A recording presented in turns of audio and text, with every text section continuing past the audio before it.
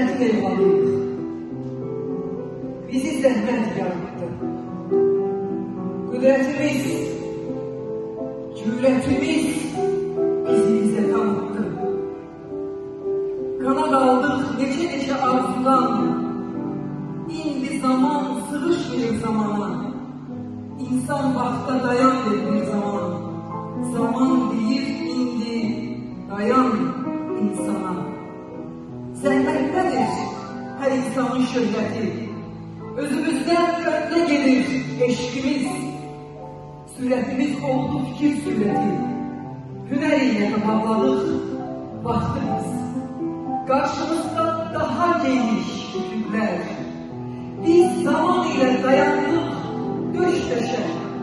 Bugün bizim çaldığımız hər səfər sabah üçün bir pillədir həmişə. Bugünündən gələcəyə siz ey gönül salamlar, səfəri